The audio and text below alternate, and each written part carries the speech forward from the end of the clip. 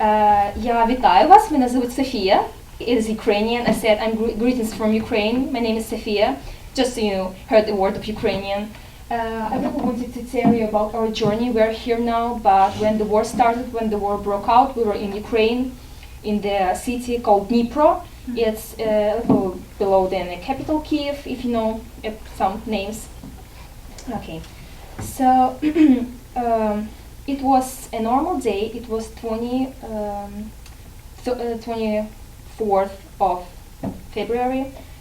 It was a normal day. I had my alarm set on 8 a.m. I was going to the gym or something. Then I was supposed to meet up with my friends and have a youth group in the evening. It was just a normal day. You can see a couple of pictures from Ukraine. It is all that happening in Ukraine right now. So, but this never happened. My alarm never went off because I woke up to the explosions in my city, right? All over the city, all citizens woke up to the explosions around 5 or 4 a.m. this night. Every part of city heard these explosions. Every city, every part of it, every person in Ukraine, every Ukrainian heard these explosions, and we were wrapped in fear that night. Every facility closed its doors. We were sitting the next day just at home, reading the news. We have like channels that were lighting all what's happening on the front. So explosions at night kept us up. My friends from the capital, I texted them right away, calling and wanted to know what's happening. They were in underground, like a subway. They were sitting on the floor, just frightened with its heart-squeezing ache, because it was uncertain what will happen next. We were observing the situation in Ukraine those couple of days. We really, our army kept such a bold resistance first days of war that we thought that it probably will be 2 weeks, well, maybe a month. It's nothing more. Well, oh boy, were we wrong, because today is evenly 2 months of this invasion been going on in Ukraine. When me and my family saw that this war has no signs of ending in near future, we decided it will be for the best for us to leave, just leave the country. We didn't know where we want to go or where we're supposed to go. So we got this decision. My father decided that it would be better for us to leave. Sadly, because of the military age that it is right now in Ukraine, my older brother, he's 22, and my father, they can't leave the country because of this military age, so we decided to leave without them, because there was no other way of doing so. By the way, you can see the cities. It's Kiev, Kharkiv. I think that you may heard these names. Bucha. It's the places that got the worst results of the war. And Melitopol. I think that you heard that one. This decision to leave was made 12 hours approximately before we left.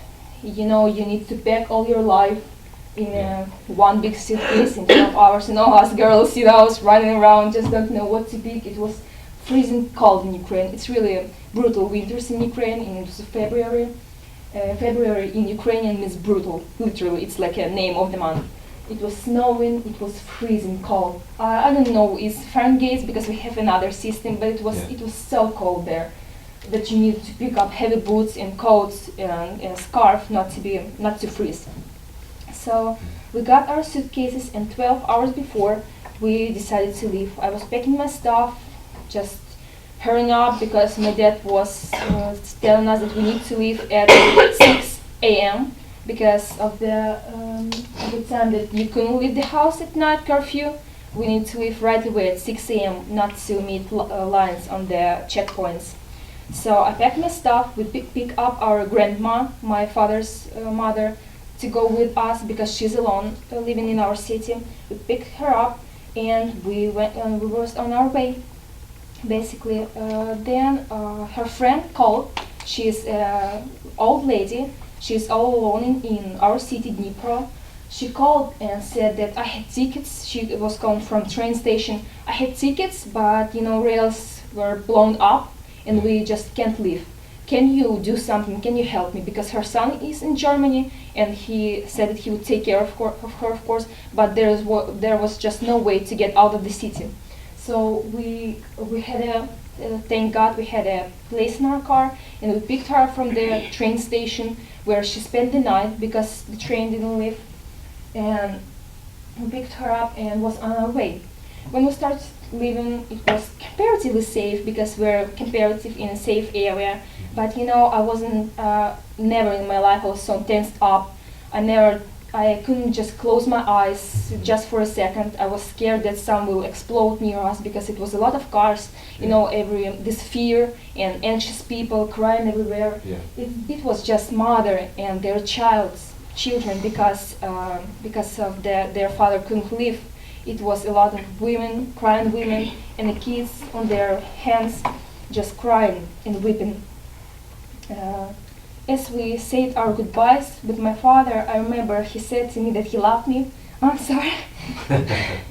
That he loved me, and that he will see me in 2 weeks. We're here 2 months already. I'm sorry. I wasn't planning on crying. We said our goodbyes and we left. First day we were traveling for 16 hours straight because of the lines on checkpoints, military checkpoints. We were traveling 16 hours, just standing, just moving really slowly. I saw cars with signs. It was like a paper, and it was said kids on it, just for Russian soldiers not to shoot at cars because kids in there. Sorry.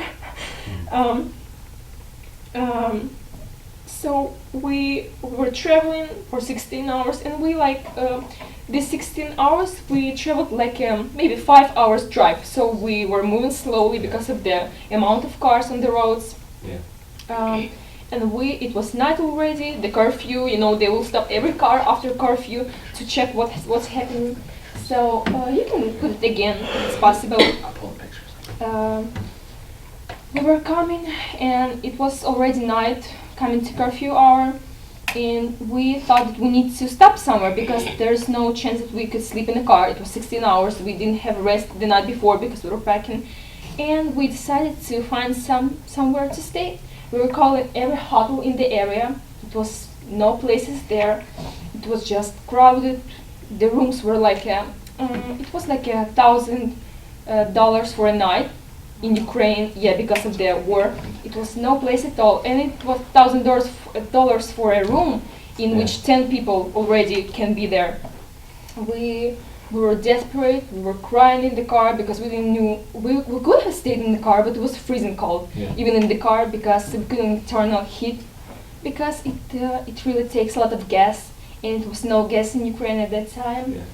So we called our friend pastor to help us out, to think of something. Maybe some house will open their doors for us. And luckily for us, there was a place, this little village. Pastor and his wife, Ukrainians, they accepted refugees. It was like a refuge point there. We were so happy to have this. When we came to them, it was already curfew hour. I don't know how. Thank God no one stopped us. It never happened before, but it happened to us somehow, praise the Lord. And when we came to this house, it was already like a family of refugees there from a far more dangerous city. When we came, they were already sleeping. There were some cats running around. I was allergic to cats, and I'm allergic to cats right now. I started crying, but God can humble you so quick at these times. Because when I woke up to the cat next to my head, I wasn't mad. Of course I wasn't, because I don't want to sleep in the car, and I was so thankful for that. I could hug this cat and be happy that we are in the safe place with a blanket on us and with a pillow under my head. We woke up the next day with the realization that we don't have enough gas. We checked the gas stations, and there were lines, like 1,000 cars there. 5 hours line just to take gas, and there is no guarantee that will be gas when you have your turn. So we asked this guy, Pastor Petro, the house that we're staying in, and he luckily had some gas to give us, because refugees before us left leftovers of gas. In this, it was gas a lot lower than our car class, so he gave this gas for us, just for us to come like an hour out of the city to some gas station. We were traveling by 2 cars. In one car was my mom, Evan, my grandma and her friend. In the other car were me and my sister. She got her driver's license like 3 months before that, and she was like a new, in this whole thing. So she was nervous about that too. I was helping her and just couldn't close my eyes because I was on the maps, because they closed the cities for Russians not to come in like we were traveling. So it was like renewing every hour or so we need to check that. And when we woke up the next day, the second day of our journey, we were already 16 hours, like slept 6 maybe or so. It was quite city, so it was no explosion at night, thanks God. We got on our way to border with Moldova. It's neighbor of Ukraine. We were traveling a lot for maybe 5-6 hours on our way. We didn't have food, and no gas stations have water or anything. So we stopped at another refugee point where they gave out free food. It was a Christian church, Baptist church, that was giving out food just like that and helping refugees just like us, just stopping by, taking some donuts they have and some pears and apples and water just to go just to go further. Well, we stopped there, had our little meal, and then we were on our way again. We came to Moldova border, was standing there for 8 hours, just standing, slowly moving to cross the border. When we crossed the border, we realized again that there is no hotels available because of the refugees. It was like one Airbnb for I think it was like $1,500 or something. So it wasn't an option really. So we started calling again, asking God to help us, just praying a lot that someone can help us, and found this little church, Baptist church on a border that had it was a big kind of building. When we walked in the building, we saw mattresses on the floor, just mattress. It was clean, of course, but it was other refugees there already sleeping from a lot more dangerous cities. They were crying, kids were crying, and when we stepped up in this building and we saw mattresses on the floor, I was raised like a princess by my dad, and I never had in my life do anything like this. And when I saw a mattress on the floor and a pillow, I was so happy. I was praising God that this happened to me, that I have pillow and a water to splash in my face. Yeah, it's strange what war and what God can do to our attitude towards that. I would never in my life do something like that. I didn't like even sleepovers at my friend's house because of not my room, Yeah, I was spoiled. But when I saw this mattress on the floor, and it was like my mattress, my mattress, I didn't have to share with somebody, I was so happy. We spent the night there. We gave money to pastor for continue this activity because they even gave free food. And we were on our way again 6 hours of sleep, and but it was Moldova already, it was safe, there was no war there, so it was comparatively safe, it was safe there.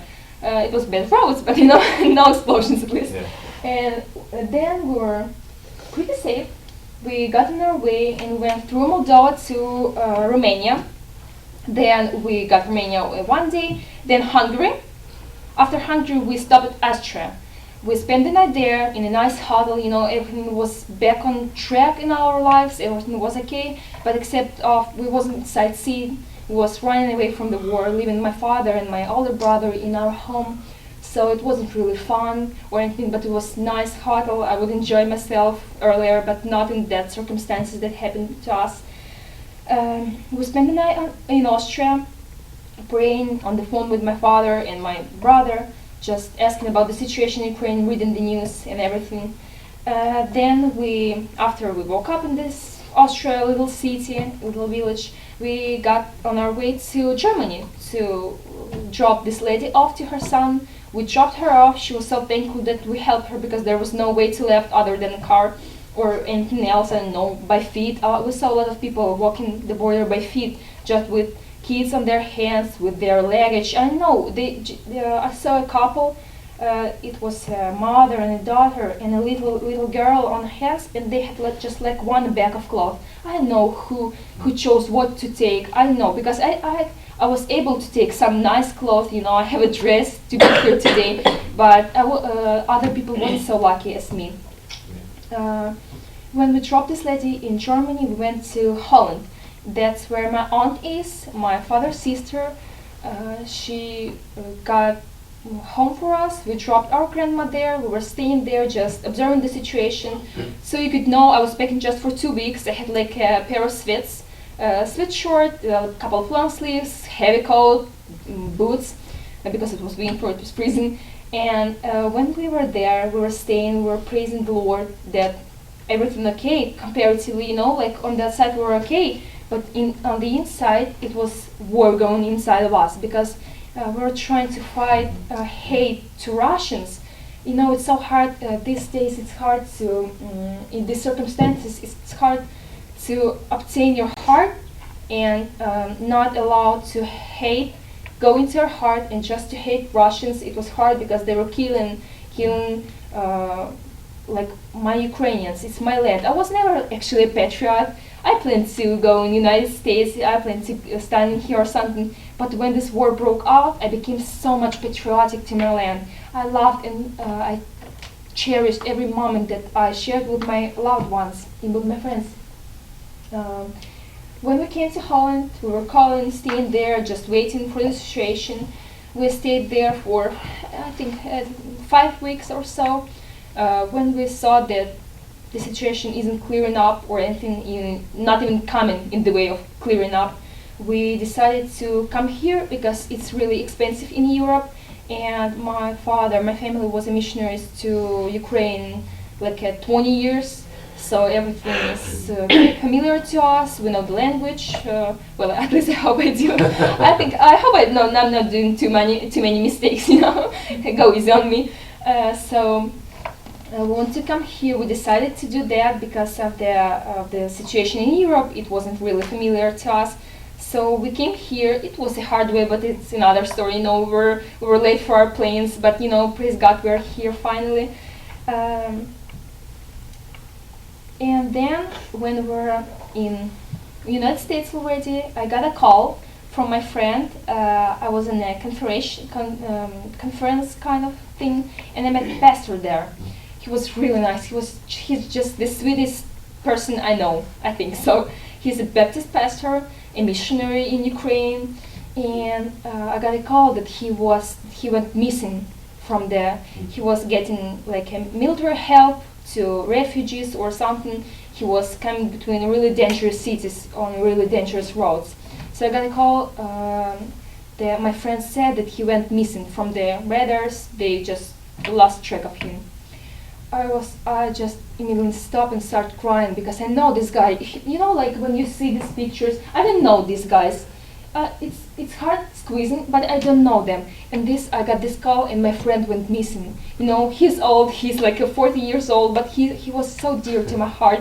And I just stopped immediately and started crying, hoping that he can be found again, because, well, he's a human being, of course, but he's my friend, and he's a man of God. He's really dedicated and a good Christian.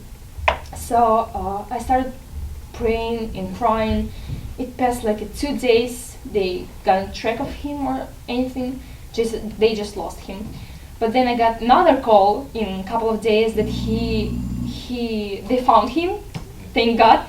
He's in slavery right now, jailed by Russians, but he's alive. And they killed a lot of Christian pastors because of their beliefs. Russian killed in cold blood them. But he's alive now. I think that they are waiting to exchange some slaves, something like this, like military.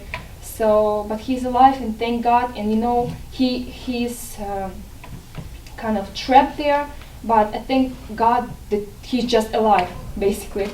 Yeah. So when we were traveling by car, we stopped at the gas station. We saw these women crying. We just came up, approached them, and gave gospel tracts because it's really hard, and I saw a change in Ukrainians' hearts, in Ukrainian women, men's hearts, and a lot of my friends got saved during this war. Thanks God. Of course, it's not easy way to survive the war that has been going on in Ukraine, but God is working in Ukraine right now. God is working with the Ukrainians, and it's been like a really fiery attitude in Ukrainians' hearts, and they are open to gospel, and that was never happened before. Like from the 80s, it was like a rise up of the Christianity, and then it became dead. I don't know even how to say it, but then again, it's bringing up again. So I've been playing. That is of the war. I think that if you have some questions, I can answer them after this. But I wanted to tell you that I was planning on studying in West Coast Bible College. It's in California. I don't know. Maybe someone heard of that. It was my plans. I got accepted in like September or something. So even before war, it was my plans, and I wasn't so sure. I was praying still. I took a gap year after my school, so I was praying, just learning English in the meantime. But I didn't exactly knew what God wanted from me. I got that in the meantime. I didn't thought that God would be against Christian college, so I thought that it's a safe option in anyway. So I was preparing for that. Then this war broke out. I was praying harder and harder with every day. With each day passing, I was praying about God's will in my life. And the thing is, I think that God pushed me towards America even more. You know, when God is speaking to you, when you know what God wants for you, no bomb explosions can shut out His voice. He will speak loud and clear, so you can hear clear what He wants to say to you. He said that to me. I listened to him, and right now I'm here. I'm still planning to go to West Coast Bible College. I want to say that that God will say to you. You just need to listen close, really close, of what He wants to do. I don't say, and I can't say that God's will in every of your life to study in Christian college. I don't know. You need to pray about that. But I know for sure that if God wants for you to be in Christian college, then be in Christian college. You better be in Christian college, because the safest place in the earth, on the planet, in the center of God's will. I can be in Ukraine, missionary in Ukraine, above the explosions, right between them. But if I'm in God's will, then it's the safest place on earth. And